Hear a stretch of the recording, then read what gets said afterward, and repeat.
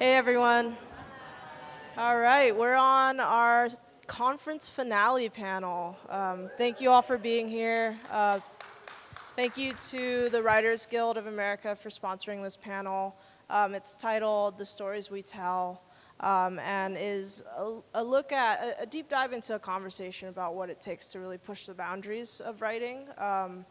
And so our moderator today is Lynn. Her credits include Marvel's Iron Fist, Privilege, Daybreak, and Point Pleasant. Jenny? Yeah. Chatting away, should I be on this side? Wherever you guys want. All right, well, let me do that so that it'll be easier for them to come up. Yeah, totally. Hello, everybody. Have you all been here all day? Thanks for being here all day till the bitter end. All right, well, I'm so excited. When I got the invitation to come and talk to these folks, I was like ridiculously excited because if you've seen their credits, if I were ever stranded on an island, I would want to bring their library. And this, of course, is an island that has Blu-ray and high-speed internet. But anyway, very proud to bring up Yahlin Chang, who has worked as a TV writer since 2000. She is currently a co-executive producer on The Handmaid's Tale. And then yes, give them. And her credits also include ER, Ed, Shades of Blue, Pan Am, Dirty Sexy Money, Supergirl, and Pure Genius. So welcome. And next we have Cherry Cheva. She's a co-executive producer on The Orville and was previously an executive producer on The Family Guy. And she's an author as well. She's written It Takes a Village Idiot and I Married One, and a slew of short stories. And then last but certainly not least, G. Johnson, who is a writer who spanned nearly 3 decades in television. It says right here, right up at the top. We were just talking about one of my favorite shows of all time, NBC's All Fly Away, but she's also run Nashville, and she's on Mars now, correct? All right. Welcome. Panel's entitled Stories We Tell, but let's all start from the beginning. How did you all get started? Where were you? I know a couple of you guys are Yaleys, so what happened? Not this one. I'm one of them? Oh, it's on. How did I get started? Okay, so I majored in psych because it was the least amount of credits just to get a bachelor's degree.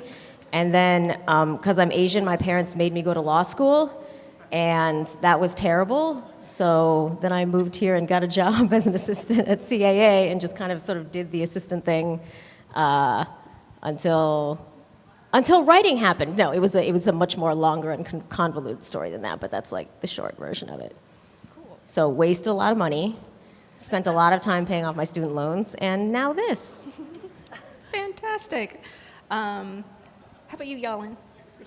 What were you doing before you decided TV's the place you want to be? So I started my career as a magazine writer. I worked for Newsweek magazine. I was in the culture section. I was like the 6th string critic for everything. So for like TV and books and movies and classical music, and that was great. That I did from 1994 to 2000. I had started there as like a fact checker and researcher. I became a writer and reporter there. But I always wanted to write for television. That was like my dream because I loved television. Growing up, my family we'd watch Dynasty and Dallas together on like Thursday and Friday nights, and we'd like learn what America was that way. And I just thought it was so cool. And then when I got a better taste, I was really into China Beach and LA Law. And so when I was like a junior in college, I got a book out of the Scarsdale Public Library that said how to become a TV writer. And it was written by a woman who had done like one freelance episode of like Starsky and Hutch or Dukes of Hazzard or something. But so she wrote, basically write a spec script. So I wrote like a spec Party of Five, and I wrote a spec Law and Order, and I wrote a pilot about being, a young woman in your 20s working in a national news magazine. And I sent a bunch of I walked to the Writers Guild in New York, and I got this mimeograph of like agencies, and some of them had stars saying that they would take unsolicited material. And so I sent like 40 letters and scripts and articles, and got zero response from any of them. And then finally I met a woman who had met an agent, and he had passed on her, but I was able to write him and say like, I know Devorah Inwood, you know her, like here's my stuff. And he met with me, and he submitted me to the Warner Brothers Writers Workshop, it was the first year that was happening, and I got in, but I couldn't go because I was living in New York, and it was like, at that time, it was like 5 consecutive lunches in LA, but he signed me. And then that spring, he had me come out for staffing season. He had like gotten me 40 meetings with other people who had just been assistants, who had just been promoted, and he had been just an assistant who had just been promoted, which is why he signed me. And that was like, and then that first year I worked on this show called Deadline about a New York tabloid. And that was the beginning. That was in 2000, and I've been doing this since then. Dee? Totally different story. I always wrote, but I did a lot of crazy things before I actually did this. And I'm a military brat, so we moved around quite a lot. And I always loved television because it kind of gave me a little continuity, I think. And I was plugged into it. I didn't think that I would ever be those people that the credits roll by. That was not even in my landscape. But I always wrote stories, and I tried plays and whatever. And at some point, I don't even remember the moment, but I actually decided that I could do this in the hubris of youth. I thought, I think I could write for television. And, if my own kids did this, I'd be totally freaked out. But I moved to LA to write for television, not knowing a soul, and just sort of. From where? Where were you at the time? I grew up mostly in Sacramento, and then I was in San Francisco, and then I sort of made my way down here. So I ended up doing that, and I started out as a variety of things I'm not even going to go into. But I was a PA. I've climbed every rung of the ladder. And then I started out as a writer's assistant. And in terms of when I actually was able to do something, I kind of broke the cardinal rule. I was fortunate enough to have been David Chase's assistant on All Fly Away. Wow. And I have a funny story that I'll try to make brief, but just it's not easy in this business. So, obviously I was writing. I fell in love with the writing of that show. I thought, even though it paid $200 less a week than that other job I could have gotten as a writer's assistant, I said, this is what I want to do. So David, of course, is a genius, really, but he's not an easy-going kind of a guy. And in the interview, he said, so what do you want to do? You want to write? And I'm like, yeah. And he goes, well, I don't want to be anybody's mentor. And I'm like, okay, all right. But I love the show so much, I thought, if nothing else, I'm going to write a spec on this show, and that'll be a good sample. And I don't know, I think it went dead. Anyway. You're not supposed to do that on a show that you're working on because it's all the liabilities, but I couldn't help myself, and I did write a spec. And when the show got picked up for a second season, despite him being kind of scary, and all the other assistants were terrified of him, but it was actually an education because I was also the script coordinator. So I saw every revision that he did, and I processed it all. And he was at the time, I don't know if he is now, he was sort of a technophobe, so it was all handwritten revisions and changes. And it was really like getting paid really shitty to go to college, kind of. You saw just what he was doing. Anyway, the second season got picked up, and I sort of screwed up my courage, and I marched in there, and I said, I really want to write for the show. I believe I can write for the show, blah, blah, blah, blah. And he said, oh, yeah, we were thinking maybe episode 16. I'm like, wow. So anyway, that was my first episode of television. It was like starting in the majors. Yeah, but that was stop for it. That's amazing. First of all, how many people are currently writers in the business or in the business? And how many people are trying to break in? Cool. And then how many people are here just because it was fun? Oh, cool. So we've got a good mix. Sorry, I just wanted to know who we were talking to. So what were your expectations of being on staff, and then how did it differ? Was it the same once you got on? Because, I don't know, Dee got a chance to see a little bit of it, right, in the writer's room, but if you had... You mean on All Fly Away? Uh-huh. No, I didn't actually, Oh, because so that it was was your a first closed, room. that was a closed writer's room. And it was actually a very small writing staff. It was 4 people, Barbara Hall, Henry Brummel, and then 2 different writers, Judy Ann Mason and Kevin Arkadie. He closed the writer's room. So there were no writers' assistants taking notes or anything like that. So I didn't know until I actually got my first staff job what the experience was like. Was it the same for you guys? Did you have any sort of prep, or you just dived in? I was a writer's assistant briefly, so I sort of knew at least a little bit, what a comedy room was going to be like. But the thing is, every room is so different. You never know what is going to happen until you actually walk into that actual room. So it's like you might know a little bit, what this other place is like, but it could be completely different once you actually like arrive there as a writer. What did you do as a writer's assistant if they didn't let you in there with them? Sorry if I. Well, could- I was also the what's your script job? coordinator. Oh, okay, It was, so it I was was just two like- assistants on the staff. That Oh was my it. gosh, And that's so I did everything else. Everything. Okay. What sort of challenges did you have when you were coming up, or did you have any? It was like free ride. Think about What? Like, What? the Oh, challenges as challenges. you were coming up in the ranks.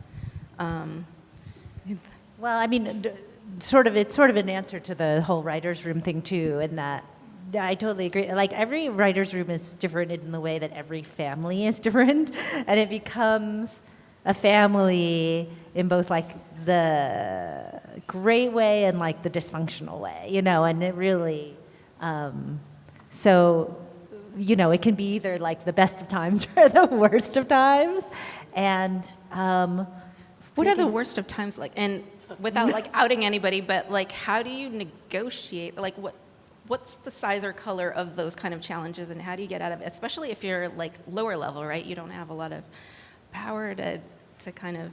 You should go first in comedy. You don't wanna Those are rock. the worst. It's the worst. Okay, so here, no. Well, the thing is, as a baby writer in comedy, it's like, I mean, comedy rooms are different, for the most part from drama rooms because you actually have to like pitch jokes and the script is up in front of everyone and you're replacing actual lines, so people actually, pitch the joke that they hope will go into the script, which means as a baby writer and frankly as a very senior writer too, a lot of the times you will say something to dead silence.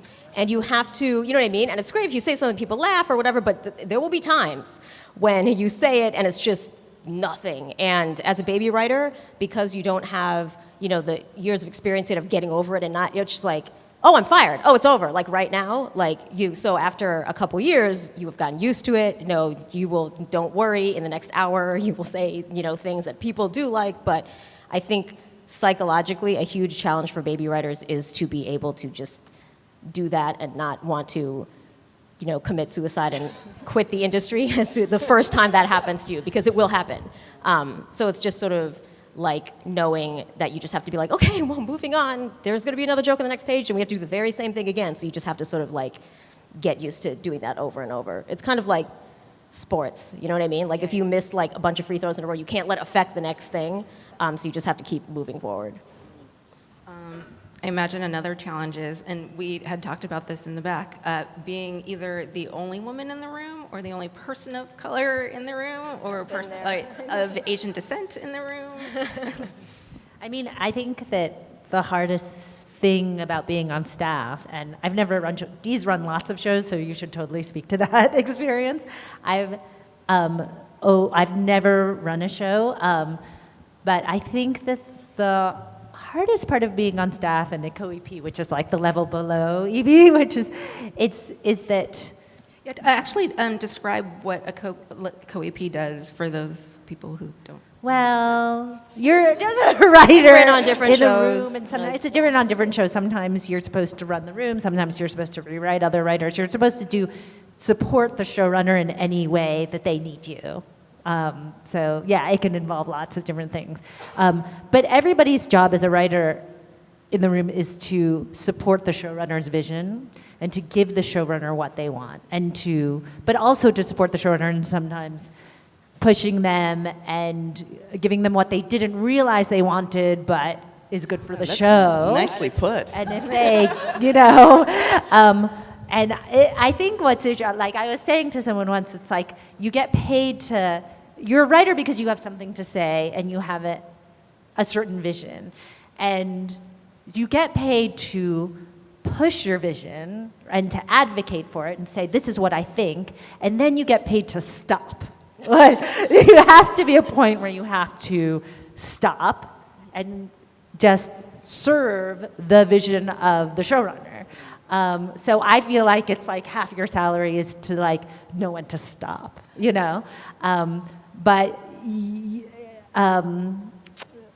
But if you didn't have these ideas and you didn't have a vision, you wouldn't be there in the first place. So, and also the other thing that I think can be hard is that you're trying to get into someone else's brain and do what they want. And so there's a way in which it'd be easier just to be able to do what you want all the time on the script or on the page, but you can't, but as like a co-EP or as a writer, you're trying to get into someone else's brain, and that is a hard trick because you aren't that person. So you have to work really hard to imagine and to see things from someone else's point of view and do what you think that they would do. Yeah. Well, it's that, though, but it's also sort of, depending on if it's a new show, I mean, it's harder with a new show, because then you really are in somebody else's brain. If you come onto a staff and it's an established show, then those voices exist, and it's a matter of you as a writer being able to sort of, are you good with voice? Can you pick up that voice and also emulate or whatever, support the showrunner? But I think a first season show is really tricky, because that really is just one person's creation, so.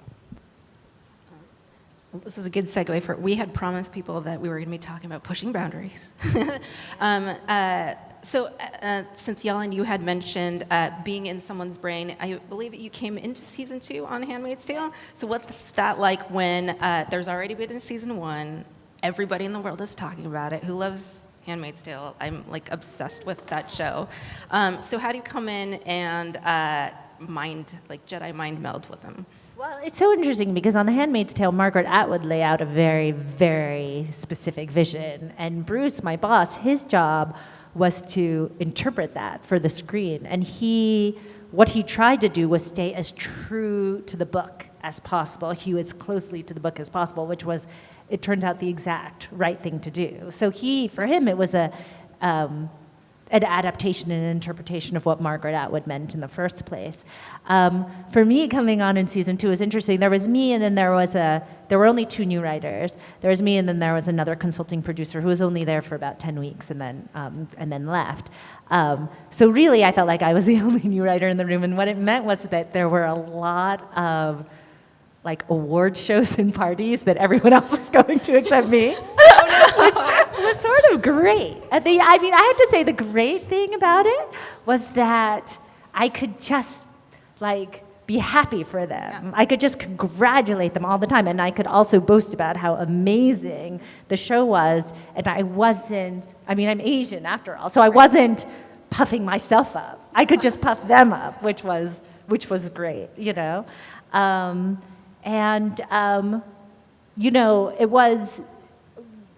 I think it was definitely intimidating at first, but that fell away mostly because, as we were saying, every room is different. And I'd say this room is it's strange for The Handmaid's Tale, but it is the warmest, most nurturing, safest room that I've ever been in.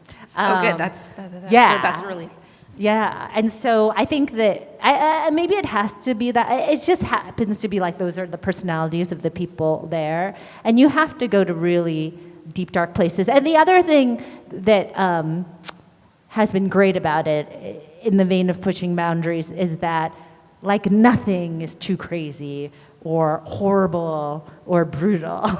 And so your job is to push boundaries on a show like that. And that is incredibly liberating, because I think, before The Handmaid's Tale, all I ever did was network television. And there you have to be you can only go up to a certain point. You have to stay safe to a certain extent. You have to make people comfortable. And it's so great and so liberating to be on a show where all you're doing is trying to make people uncomfortable. It's so fun. But I will say a lot of the big history-making network shows, you've been on. I would say from you can really push the envelope a lot more when you're on a show that's a hit. If you're a first season show, then no, you're going to have to play really safe. But on ER, we actually were able to, that was actually a really fun show to do because we could push the envelope and do things that were not even the usual show format, for instance, but also just sort of socially you could push the envelope. And it wasn't even always easy. There was one episode that there was a storyline that meant a lot to me, and I brought a lot to the table because it was based a lot on my experience, which was Weaver's storyline. Oh, yeah. And there was an episode that... do you mind telling people what the... Oh, Dr. Weaver, Carrie Weaver was this, kind of a cranky doctor on the show, and we took her through this journey of her coming out and eventually finding somebody a partner that she was with and had a child with, and then that partner died. And and there was an episode, I'm only mentioning this in terms of pushing the envelope, just even on your staff, because not everybody agreed with it was an episode that I was supervising. Sadly, it wasn't one that I could write, but I did do a little bit of rewriting on it, especially because there was a moment when her partner was a firefighter. She comes into the ER and she's dying, and Weaver comes in. Of course, she's a doctor, and she wants to be involved in the resuscitation. And I had written a line. They said, no, you shouldn't do this. And I had written a line that says, no, this was a long time ago now. This isn't now. This was, I don't even know what year it was, 2004 or something. And I had her say, no, she's my wife. And the producer, who shall go unnamed, but who was pretty potent, said, no, you can't say that, yeah. But I really fought for it because it was really important to me. It was like my big fear, because I had just had a child my partner had carried, and our big fear was if anything ever happened to her, I had no legal standing. And so that was the story that played out on the show. Wow. And so, and at the time, one of the reasons it means so much to me is at that time, ER got like a huge, and this was on the decline. This was like season whatever it was, and it was still getting a 20 share. Think about that. It was a 20 share. We got into so many living rooms. So 20 shares is almost like 20% of the audience, right? Is that how it was parsed out? huge. Yeah, that's like one in every 5 person is. So I felt like that was just one of those. And on any other show, I would have lost that battle, and that storyline probably wouldn't have even been as significant. So the key is get on a hit show. All right, now and then you could do write stuff. it down to do. Cherry, I feel like Family Guy. You do whatever you want in animation. Yeah, like push them every all. 5 seconds, Well, you're the thing saying is, it's something. really. First of all, okay, Family Guy's a hit show, so we can get away with more. B, Family Guy's animated, so it's just so much easier to do things that are like horribly violent or offensive or ridiculous or expensive, because someone just has to draw it, than you could in a live action show. So those boundaries are getting, blown up every we keep our standards and practices people very busy. Was there ever a moment where it was like, no, like then? Yeah, there's a whole abortion episode where they were like, yeah, we're not airing that. And so then I think later, Fox wouldn't air it, and then later it aired in like syndication or whatever. But that's like, that was like, okay, we made it, we made the shit, and like, because I think the last line of it, Lois ends up, there's a whole storyline, but I think the point is at some point, Lois has an abortion or whatever. And they were like, no, we're not. And I can't remember what year it was, several years ago now. Maybe it would be different today, but. I bet it wouldn't. That's still such a huge Maybe. taboo on network honestly, television. yeah, so it was like, all right, well, it'll show on cable syndication, but, the network wouldn't. And so that was where we pushed it, and then they were like, we're going to push back. I love that show. Thanks. Yay, you're so As nice. do I. I would say, like, being Asian, I think pushing boundaries is hard. There's something about, like, whatever. The way I grew up, anyway, in my Asian family, was like, you don't push boundaries. You, like, work really hard to find out where the boundaries are, and you stay really, really, really as deep, as, like, inside them as you can, and you try not to offend anyone, So, I don't know. I feel like that's, like, an extra obstacle to get over. Is there anything? Well, I guess season 2 is only just coming, Yeah, parsing out. we are So 3 was there, episodes. and it's past the book. So was there any sort of instance where you had kind of what Dee and Cherry were saying, where you have to fight the fight for the story to be on the air? No. They really, were completely hands-off in season 2 in terms of our studio network have been great. And you think it's the success, or led. you think it's because of Hulu and MGM? Or? Well, they let them do it in season 1 too. So I think it's probably the landscape and that it's streaming and that you kind of have to, I think that also sometimes you see a lot of gratuitous pushing the boundaries, which is not necessary, not organic to a story, and that, that's just lame, Like sometimes I feel like in the comedy world, like network comedies can be in a way sometimes more clever than like the HBO comedies or something, because they just curse all the time, Like instead you have to find like really clever ways to curse on the network, which are interesting. No, it's funny. The pushing the boundaries subject also was like brought home to me a lot this past weekend with the whole Michelle Wolf thing at the Correspondence Dinner, because I just have to say, she made this joke about how Sarah Sanders was like Aunt Lydia and, in The Handmaid's Tale. And it was so clear that it was a joke about that character, about the Aunt Lydia character being, you know, a tool of the patriarchy and keeping down other women. And I listened to Michelle Wolf on Fresh Air too, and there is something true about, like she said that, you know, you just don't expect this from a woman. You know, like part of she got all this flack that the other male comedians at those dinners didn't get, because you look at her and she looks like a nice girl, you know? And like, I think, like, well, how could this happen, you know? And yeah, so I don't know. And so I feel like, I don't know, like Rage and women, we look like really nice girls, you know? Sneak attack? Yeah. Like, it's just like, Yes. what? She said that? Oh my God. Yeah. When you know you're a show that's being watched very carefully, do you think about these things when you're in the room and you're breaking story? Oh my God, there's like a million people, and do you have a pressure to either top yourselves or do better? I hope to think. I don't know about, I think that there's always a pressure to top yourself probably, but I don't think that you can, it's too difficult to write in a world where you're thinking people are watching this. You'd be paralyzed if you really went about it that way. You just have to, you can only do what you're going to do, and you can't sort of second guess yourself by thinking, well, is this going to make people offended or whatever? You know, you just have to tell the story. Has it changed then, like with now social media, where you can hear literally, you know, feedback? You know, That is, I can't minute, do it. I mean, we're still like, I don't know. You develop a thick skin. Of course, you have to, because just being in, you know, every thicker 95% of your job as a writer is being critiqued, really, because everybody has a note, everybody has an opinion. The writers, the executives, whatever. So you've got to really get used to being given notes and critiqued. And and in the beginning, it's really difficult to not just, you know, want to curl up in a ball, you know. And so you go through all that and you get your nice thick skin and you can kind of be okay. But I'll tell you, just scrolling down, I just can't do it anymore, because, you know, it's hard enough.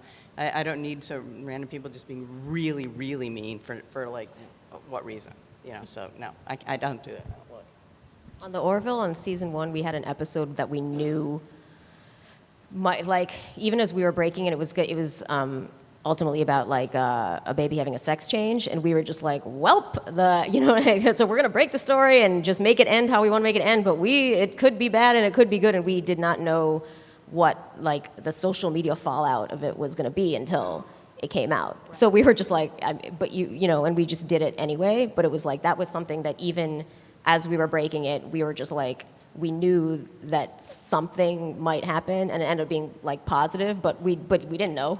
Like, and we were just like, well, exactly. We were like, well, we'll just do what we were gonna. That's the thing. It's like you kind of have to do what you're gonna do anyway, and then just that's what happens once it reaches the world. Exactly. Yeah.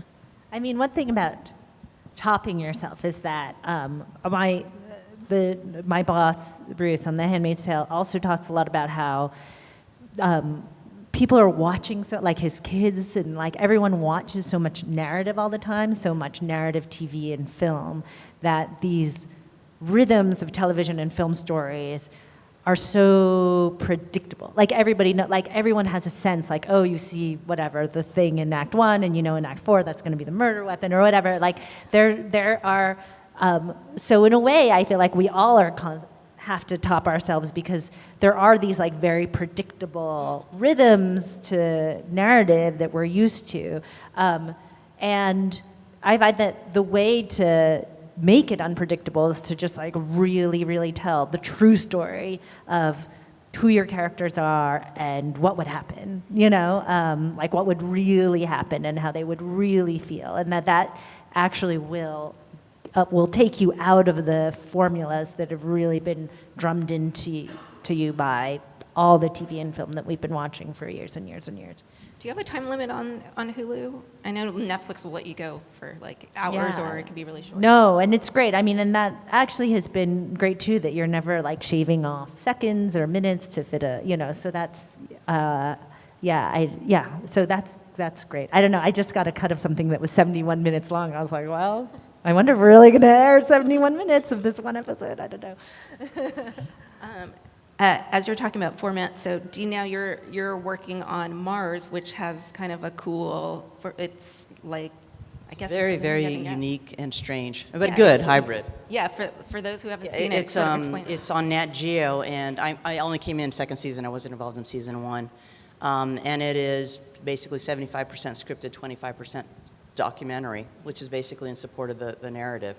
And it sounds really cool, but it is really hard to do. But it's been a real fun challenge. What comes first? Of course, scripted comes first. Duh. No way. I mean, yeah. Like when I came in second season, the first season, interestingly, they didn't really have anybody involved who had done scripted television before, which is weird, but okay. And and I thought, well, if you're going to have me come in, I mean, I saw. It's easy to do. It was only 6 episodes, and often, with 6 episodes, actually, it's very difficult to craft 6 episodes. It's not a lot. It's not a lot of running, to get to this arc. And I think they were building track as quick as the train was coming, and I think they ended up doing a lot of event. And then when you do a lot of event and don't do a lot of character, then the documentary really sort of took up much more, space in the piece. And so when I was coming into season 2, I thought, no. The tail is not going to wag the dog here. It has to be scripted. And so we just really attacked it in that way. But we worked very, very closely with the documentary people to have it really be seamless and to sort of go in and out of it without it being, clunky. Right. It's a really unusual. It doesn't premiere until November, so. That's the other weird thing about these short orders is the time it takes. Even it's like, a year goes by. Like by the time Mars airs again in November, it'll have been off the air for 2 years. Would Which you is like prefer a a long collab? time. Would you prefer the collab schedule, and just know that it has to come out tomorrow or hit? There's I don't know. There's good and bad about it. On one hand, one of the appeals of network television is there's a level of instant gratification that you don't get really in very many other places in the entertainment business. Certainly not in film, which is a snail's pace. It's absolutely glacial. But in network television, you write it, and in short order it's shot, and then in short order it's on the air. And so, that's kind of cool. You get to, wow, you get to see the whole evolution of it. But on the shorter order shows, there's a long ramp up, and then it's just it air. I mean, look at Game of Thrones isn't going to air again until 2019. It's just a different animal. It's changed quite a bit. Right.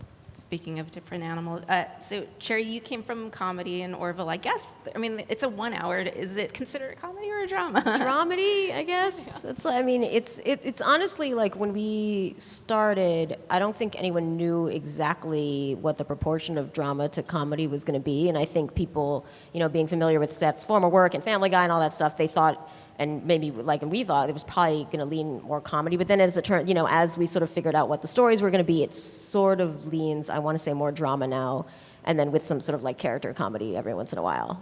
How did it come to, because there's the Family Guy family basically on Orville. How did it come to you, and what was essentially the pitch so that you're like, oh. How did it come to me? This is how this happened. I was in, so David Goodman's office, so he, was at Family Guy and now is one of the showrunners of Orville, and he had mentioned that Seth had written, a sci-fi, one, you know what I mean? And then I was just hanging out in his office, I want to say during lunch or something, and he was just like, oh yeah, it just got picked up. And then he saw the look on my face and he was like, because I was like, and he was like, why, would you want to work on it? And I was like, yes! And then he texted Seth, and then I'm sorry, it's ridiculous because it all happened in a span of a couple minutes. But of course, obviously the reason it happened was because I already worked on Family Guy, but that's kind of how that happened, which was really cool. Seth extracted 2 of the sci-fi nerds from the Family Guy staff and just was like, all right, we're moving you over. Me and David wrote one of the Star Wars episodes together, so that's basically so you guys how. were the space. Yeah, the we sci-fi just move over here. So that's basically how that came about. Cool. I have more questions, but let's open it up first so you all get to ask questions. Does anybody have a question for them? Nobody? Okay. I was like, is it because we have the Asian crowd and nobody wants to talk? All right, go for it. Thank you all so much for coming out. I know we talked about feedback, but I was wondering if you could speak to process and taking that feedback and elevating the script. The question was about process and how you take feedback. Yeah, well, it's such a tricky little thing, but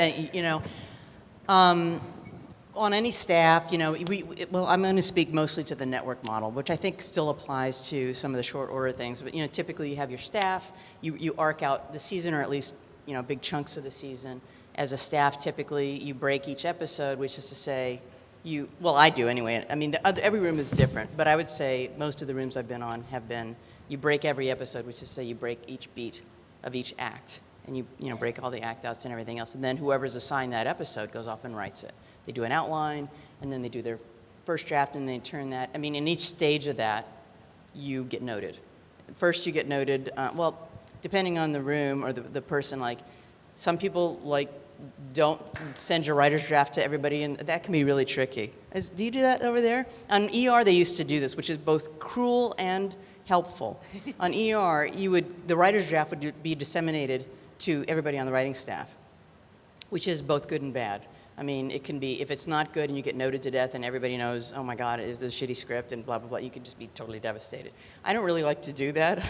So typically, the writer's draft will come to me, and I will note it, and then the real key is two things you need to do to succeed on a writing staff. One is, do not have an attitude about getting notes. You'd be amazed at how many people do, and it's not, you know, like you're giving notes to somebody because you want to torture them, but it's like, you know, I have X amount of time, I got to get this thing done, and I need you to sort of like just be willing to do this and get it where it needs to be for me. And so that's number one. And number two is just being able to execute a note, because sometimes notes are vague. And that's a really tough thing. It's like you don't want to get a note that says, well, just make this better. You know, that's the worst, right? So if you can be specific and just really take the spirit of the note and execute it, you know, you'll go a long way on a staff. You really will. Those two things, if you can just sort of take the spirit of the note and really think about how to execute it and don't have an attitude, you're golden. That's the process. Cherry, your guys' process sounds terrifying to me. Oh, at Family Guy, everybody gets the draft, and yeah, and then everyone's, well, that's the thing. It's like everyone gets the draft. It goes up on on monitors, and everyone's staring at it, and then everyone just starts. But this is comedy, you know what I mean? And I feel like It's a totally comedy, different thing, comedy. writers are used to it. Yeah, you see the draft, and then you literally just watch 20 people literally pick apart your thing, but that's fine because next week you'll be picking apart someone else's thing, literally destroying it in front of their faces.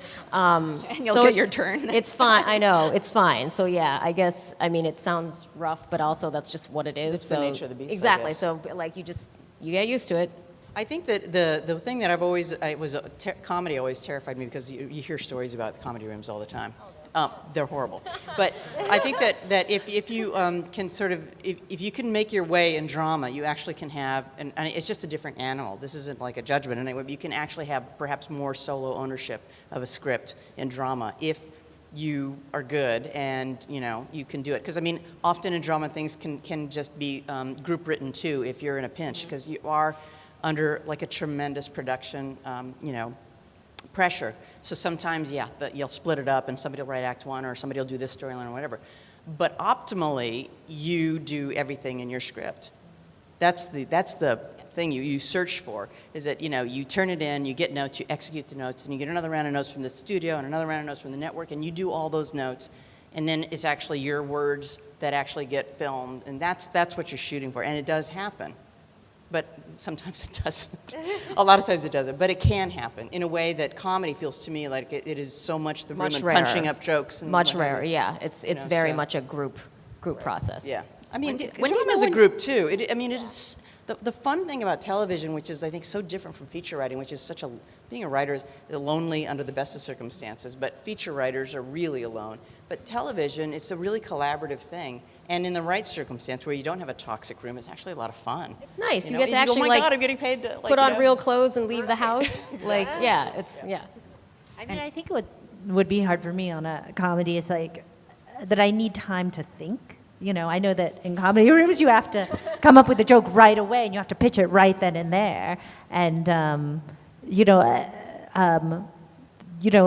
the shows I've been, I think ideally you have some time together and then you have some time alone. So, really when you're sitting and writing a script, like we have a lot of introverts on our staff, and that just means that, it's great to be around people and sometimes it's exhausting. And so when you're sitting and writing, it's very helpful to like have time and space by yourself, which I think is great. Our process is continues to evolve actually over the 13 episodes that we just did. But typically now, I think what it ended up being was that, someone would write a script and it would go to their 3 co-EPs. And so we would read the script and talk about it and give notes before it went to our showrunner. And then the showrunner would give notes, and he'd either, have the writer do it or have one of us do the notes. But then what's really cool is the part where the script goes into production. And ideally it is something that you've actually written all by yourself. And you go up and you talk to the director, and you and the director ideally will work in tandem to just make the show as well as you can make it. On our show, Lizzie Moss always has lots of really, really smart notes. She's just like the consummate professional who's been doing this forever and really thinks about everything her character would do and why. And so she gives great notes. And for my first script, I wasn't able to be up in Toronto where we shoot. But for my second, because I was working on my second episode, and for my second episode, I was up in Toronto. And I got into, and my director for that episode is this guy named Jeremy Podeswa, who is just like a great director. He has this interesting process where he talks to all the actors and meets them before he starts shooting. And naturally, they end up with notes. But being able to talk to the actors, if the actors have a really good handle on their character, they also have some really interesting ideas. And so you can kind of see the thing sort of start to evolve. And ideally, too, I've been on shows where this isn't true, but on this particular show, it is true that every step of the process, you want the script to get better and the show to get better, so that by the end, when you see the cut, it's better than you ever imagined, because the directors and the actors and the production designer and the costume designer are all sort of really bringing their A game, and they come up with things that you'd never even imagined in the first place. And sort of that's the best of the collaborative art, I think, of television.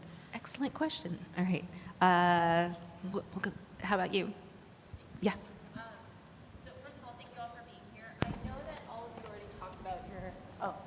I know that all of you already talked about kind of your path of how you got into television writing, but I think you've probably heard this a bunch and maybe probably experienced it. Getting that first break in your job, in a job that will lead you to the rest of the things that you do, is really, really hard. Do you have any tips for that? I know it's a really broad question, but yeah.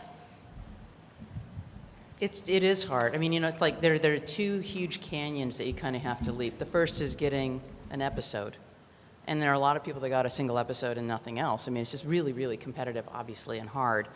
And then the harder thing is to get a staff job. It's your first staff job. That is where I think it's such a cliche. And when you say relationships, it's not like sucking up or anything like that, but it's about having. The best thing is when, I think that a couple of us did, when you're a writer's assistant and you're around other writers, they will read you.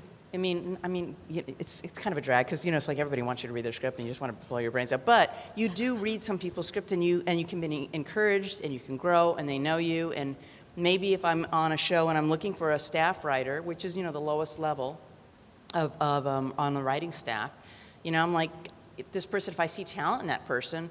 It's a matter, who's going to give you that first break? Somebody's got to give you the first break. And that only comes from somebody who knows you, who thinks you have it, who's read your stuff. It's not going to come from any other, in my experience, it doesn't really come from any other way. I have to either know you, really think you've written a brilliant script or whatever, and then you get that gig. And then what you do from there is what dictates whether or not you get on his staff, right? You have to nail that script, and you have to really be engaged in the room and all those things, and make those connections. And then the next time, everybody on the writing staff that you're on the writing staff with is going to go on to other shows, right? That's how it happens. And they know you, they like you. I'm going to bring you on my next show. That's how it happens. That's why you got to get in there, I think.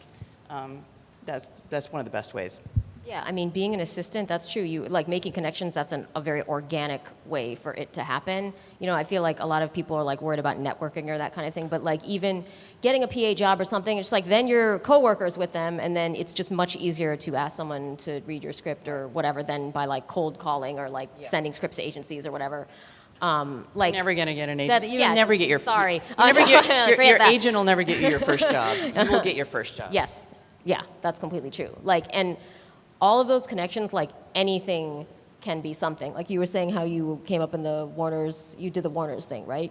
Or the Warner's program, the Warner's writing workshop? Or, yeah, I didn't do it, You didn't but do I it. You got did, into you were it. got into it, yeah. Sorry. And I did the CBS one, the first year that they had it, and part of the thing was just you got to, if you wanted to, you could, you were assigned a mentor and you got to go just hang out in their writer's room if you had time. And I was an assistant at the time, but I spent like a couple days in my mentor's room. And so I just sort of like happened to meet, that staff, but then one of them turned out to be Chris Sheridan, who then months later turned out to be the showrunner of Family Guy when it got uncanceled, and he remembered me, and that was something that at the time nobody knew any of that was going to happen. I was just some kid in the room, and he was on staff here, and Family Guy hadn't been uncanceled yet, and then like months later these things happen, and you have no idea at the time what might be something later. So it's just anything can be anything.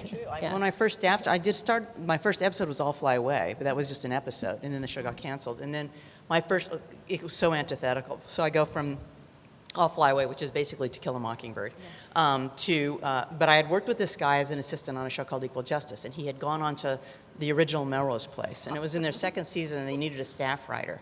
And he was always really supportive. He read my stuff and gave me notes, and he remembered me. And he said, we need a staff writer. You want to come in and meet and give a sample? And so, I mean, I didn't really want to do, but you don't say no to your first staff job, right? And so that's how it happened. It was somebody, the same exact situation, somebody who had been really supportive, a working writer. And that's the other great thing about if you do manage to get a working writer to give you notes. It's great to get notes from your friends. I did that too, but to get notes from somebody who actually knows how it works is really, really meaningful and helpful.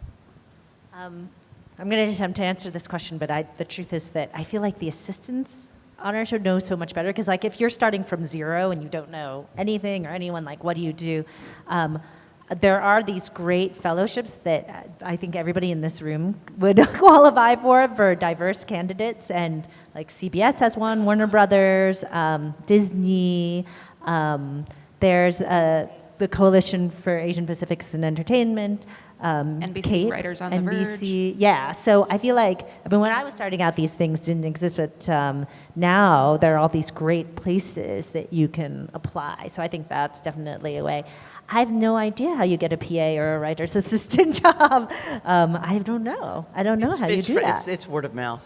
You don't look in the classifieds. That's for sure. And then we got a show of hands earlier, so I think it's also coming to things like these and chatting people up and telling them you're interested. All right, another question? Yeah, you, Fred?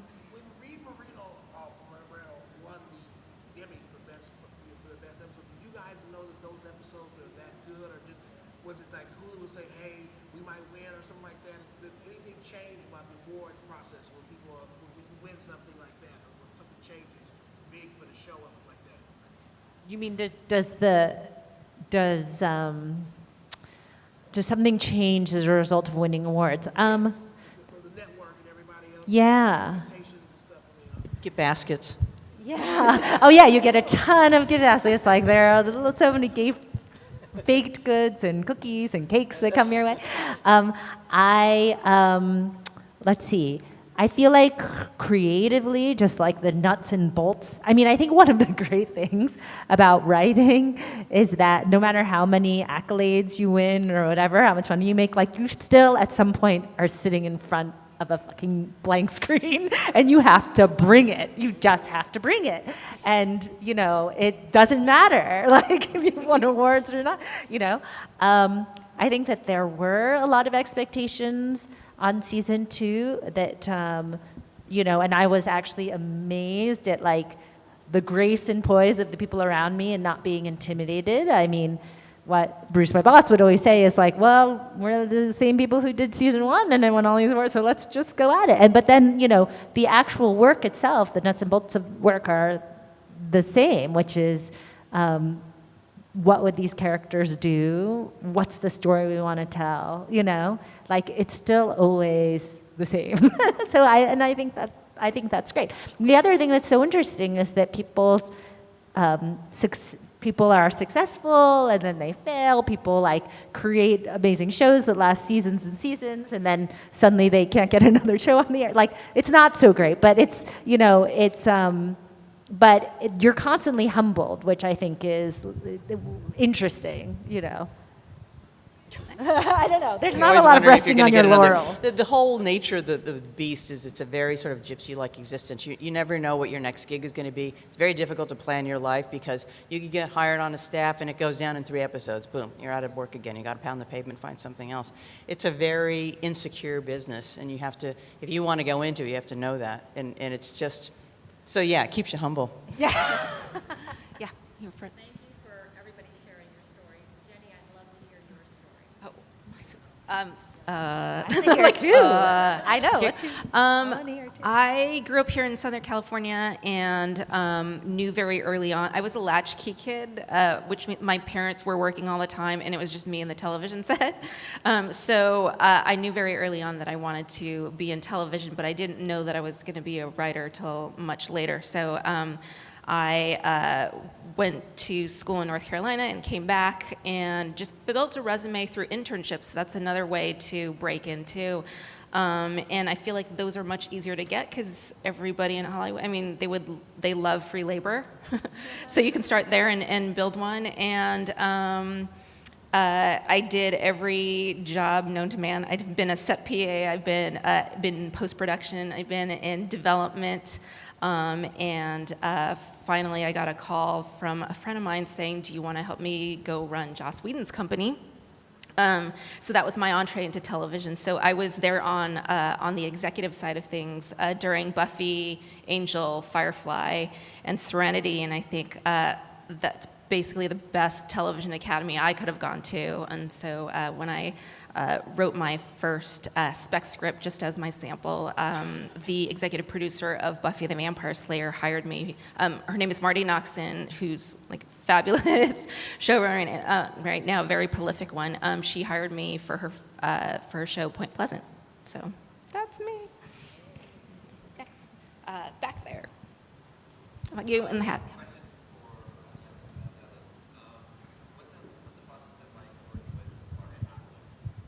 Oh, she's so great. I mean, first of all, she's so brilliant. It's like just sitting with her for an hour. She came to have lunch in the writer's room and at the beginning of this season. And you just listen to her talk because she's read like every book known to man. It's incredible. She's just one of these, she really is, she's like a genius. And you're sitting there for an hour and she makes these startling, incredible connections. Everything that she wrote in The Handmaid's Tale was like based in real things that had happened. So she didn't actually, she calls it a work of speculative fiction because she didn't make anything up. Like all these horrors have happened to women and are continuing to happen, you know? So she's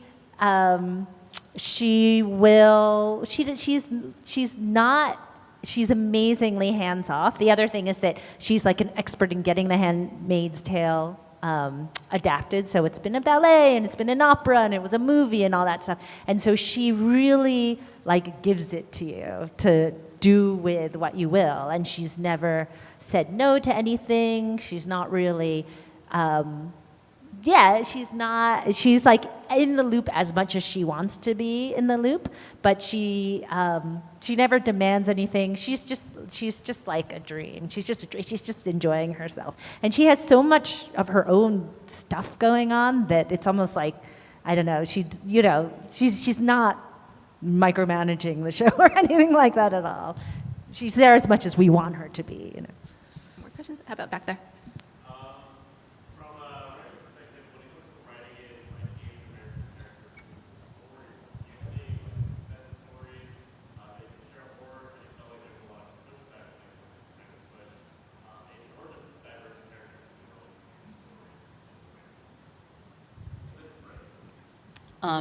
I don't know. There was one time I remember on ER, and I for my own agenda, I was like, why are there no Filipino nurses on this? This makes no sense. You know? I'm like, this is crazy. And so I wrote in some Filipino nurses, you know, and I made them say things like dinuguan on television, on national television, you know. So yeah, anytime you can't, I don't know. Everybody has their own little agendas that you try to sneak in, and I certainly try to populate the landscape as much as possible. I think weirdly sometimes in the push for diversity, you know, it's I don't know. Sometimes Asians don't get as much. They don't carry as much clout in a casting. I know that sounds really weird, but it's kind of true.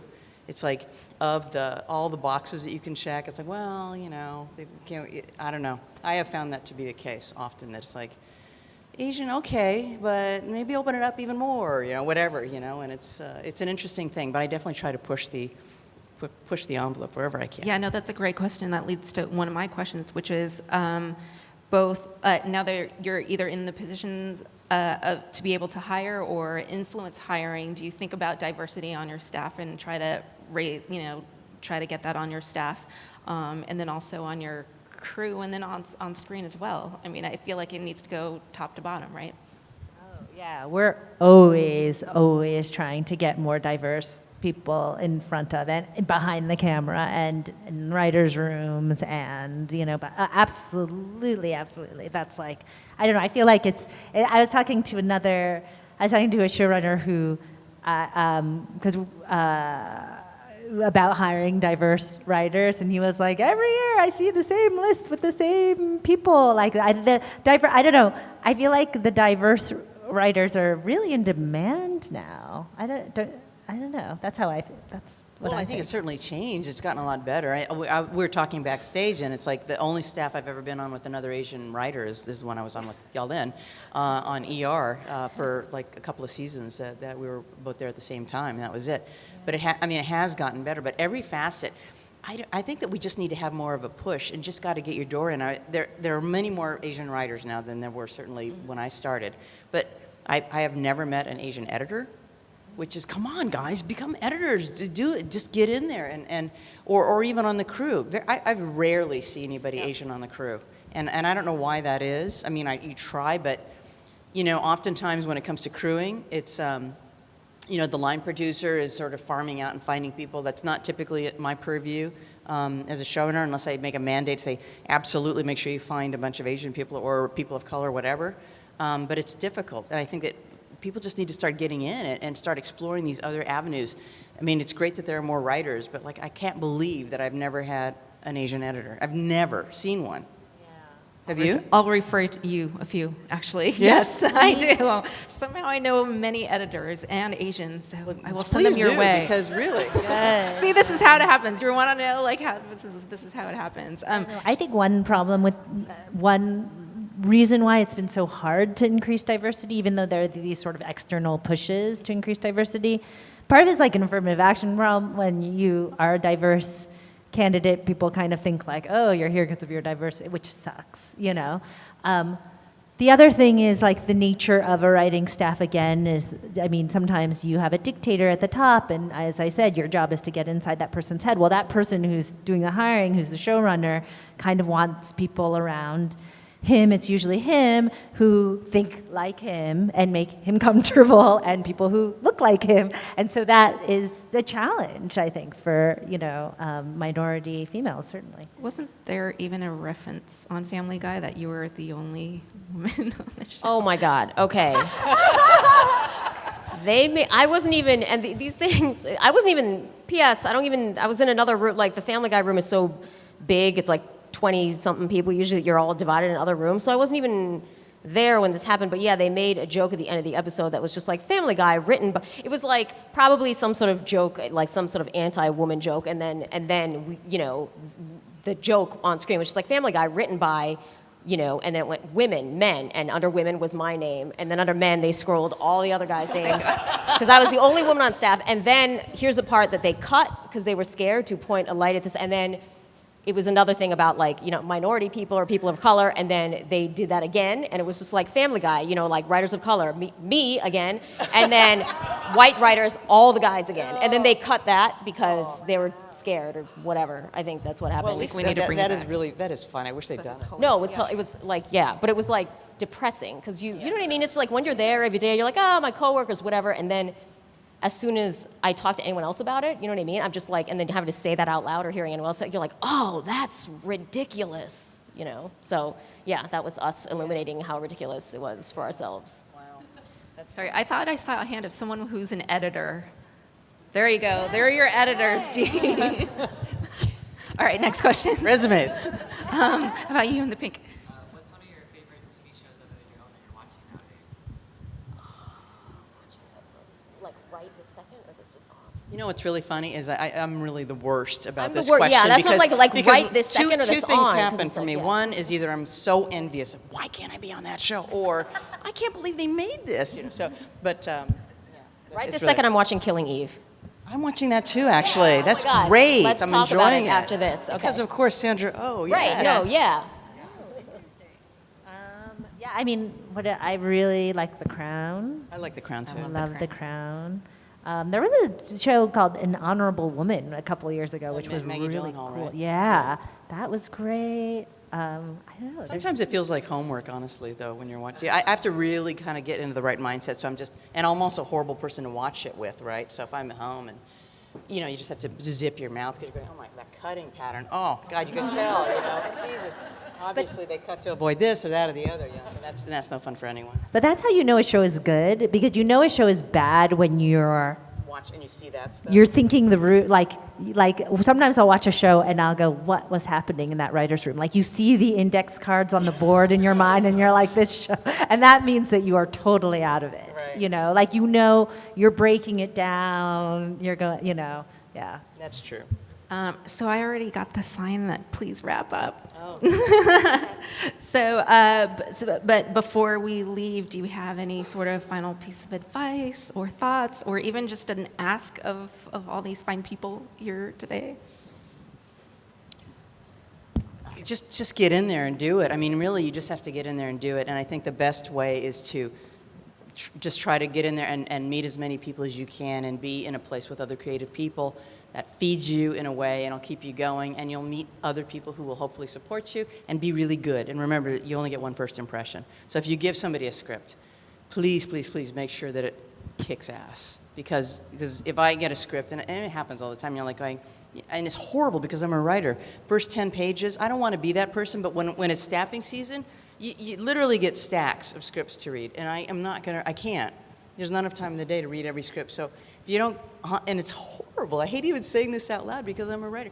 But if you don't get me those first 10 pages, then you're not gonna get the gig. You've got to be, and it's not even about like the most dazzling thing ever, but it's about the way it's written. It's about understanding a scene, and just it's all those little elements. So just make sure when you're giving that script to somebody that it's as good as it can possibly be, and just give it to all your friends or whomever, And keep at it, because I honestly know people who were writer's assistants for a long time, a really long time, like over 10 years even, but then they became a writer. And I would say that it was worth it to them, because I obviously know people who were just like pieced out after a couple years too, but that's the thing, it's like, if you're the person who pieced out, then you're never going to do it, whereas, like if you keep at it and it's really important to you, then, like eventually it'll come around. You just learn the craft, to really learn the craft, because I think some people just think they can sort of waltz in, but you really have to learn the craft and respect the craft enough to learn it and make sure that it's really, really good. And just a little bit of the writing advice is, I would say just be as honest and specific and authentic as possible in your writing. Whatever, it's a cliche that like in specificity you hit universality, but I think that that's very, very true. You don't want to sound like other people. You want to write something that's very specific to your experience, because that's what will grab the reader and what will interest the reader, I think. Thank you so much for sharing your Saturday with us, and thank you all for coming.